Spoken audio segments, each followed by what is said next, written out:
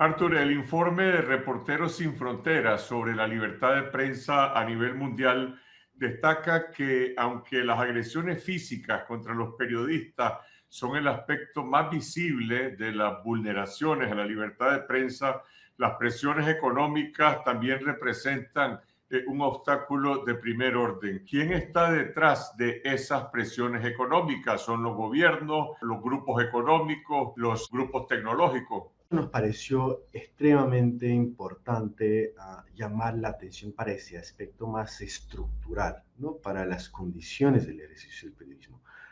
Para que tengamos una idea, en 160 países evaluados, de los 180 que son evaluados por la clasificación, los expertos y los medios tienen dificultades de alcanzar la estabilidad financiera. Estamos en un contexto de presión económica en que los medios se ven en un dilema que esencialmente es garantizar la independencia editorial la sobrevivencia financiera. Las causas están asociadas a un escenario de concentración de la propiedad de los medios, la desestabilización de los modelos de negocios con la llegada de las grandes plataformas de tecnología y, por supuesto, están asociados con presiones políticas, leyes, por ejemplo, como la ley de agentes extranjeros, que van a crear obstáculos y asfixia económica para los medios, gobiernos que van a utilizar la lógica de la pauta oficial para favorecer a medios amigos y fragilizar a los medios que consideran que tienen líneas editoriales más críticas a sus gobiernos. Uno de los impactos y consecuencias es la ampliación de un vacío dejado por la desaparición de pequeños medios locales, esos niveles de presión que abren el camino para una lógica de desinformación y propaganda del Estado. Entonces, al final se vulnera no solamente el emprendimiento económico de los medios, pero también, por supuesto, el derecho al acceso a la información de toda la ciudadanía.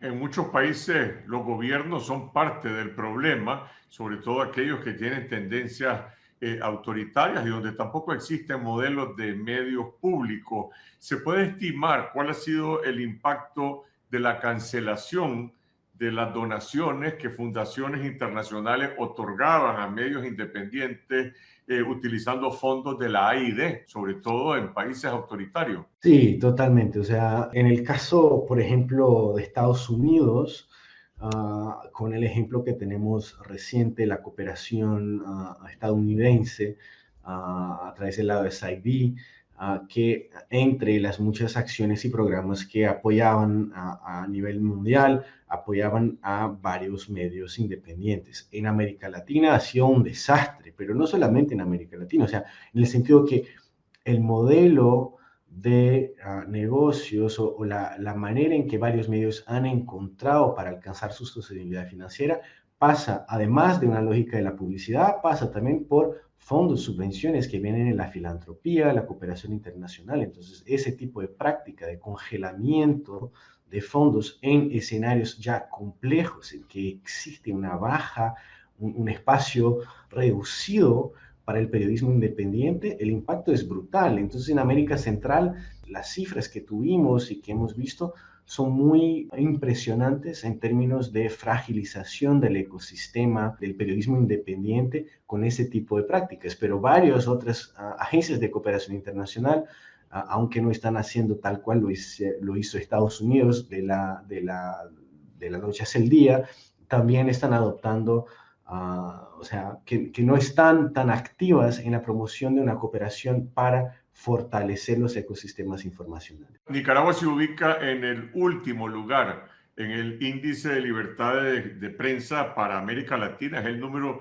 172 de 180 países, incluso en una condición peor que la de Cuba, que está en el número 165, y la de Venezuela en el número 160.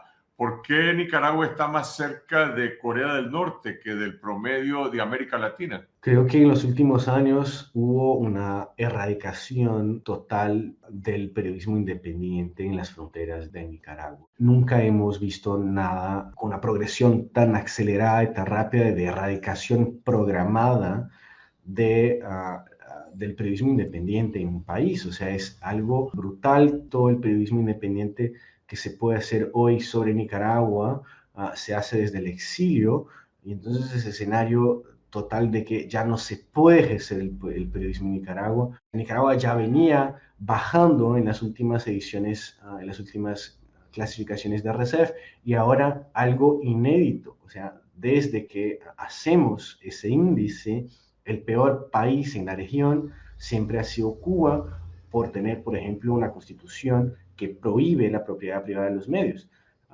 En Nicaragua es la primera vez que tenemos un país por debajo de Cuba, y creo que refleja un escenario de erradicación absoluta de las condiciones para el ejercicio de la libertad de prensa en el país.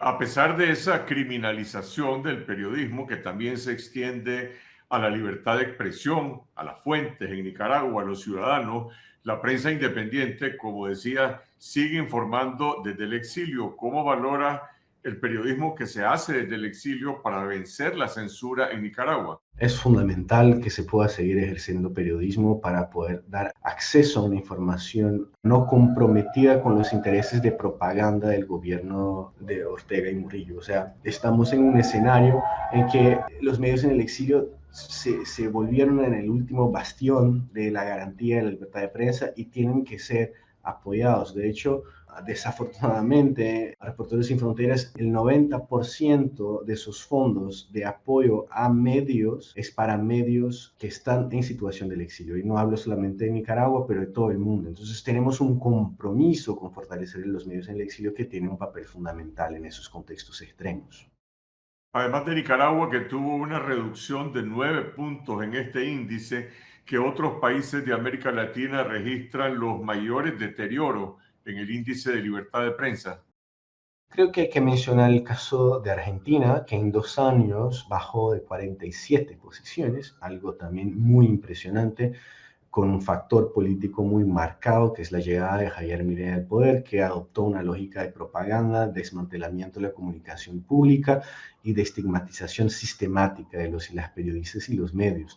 Pero que ya quería llamar la atención también para la situación de El Salvador, porque ahí ya tenemos, en 5 años, el país bajó de 61 posiciones, aunque la baja ese año sea de 2 posiciones, el acumulado en los últimos 5 años es de 61 posiciones en la clasificación, y eso está completamente asociado con la lógica de propaganda del Estado de Bukele, y también la fragilización del periodismo de investigación en El Salvador. Y por último, quizás mencionar la situación de Perú, que también bajó de 5 posiciones ese año, pero que viene desde la destitución del presidente Pedro Castillo y la llegada del nuevo gobierno de Dina Boluarte, también bajó de 53 posiciones en 3 años. Entonces son países que quizás no se ve, no se nota tanto ese año porque son bajas menos importantes, por ejemplo, que la de Nicaragua, que ha sido de 9 posiciones, pero en el acumulado señalan un proceso de deterioro muy importante. El informe también remarca el impacto que tiene la desinformación en las redes sociales y también a través de las plataformas tecnológicas. ¿Hay algún antídoto para la desinformación? ¿Están los medios de comunicación perdiendo la batalla de la credibilidad frente a la desinformación de las redes sociales? Es una batalla que se extiende más allá de la lucha de la libertad de prensa y del periodismo. Es casi una batalla, una lucha en unos mayores retos contemporáneos de la humanidad. Realmente creo que lo podríamos decir de tal forma, porque es algo existencial. Estamos frente a un escenario de desinformación que está debilitando las bases de nuestras democracias en todo el mundo, y necesitamos de poder responder a la altura para defender la integridad de la información. Integridad de la información significa sostenibilidad de los medios, significa regulación de las plataformas de redes sociales, significa regulación democrática de inteligencia artificial, significa crear mecanismos que van a promover la ética y el pluralismo de voces en el paisaje, en el horizonte mediático. Entonces,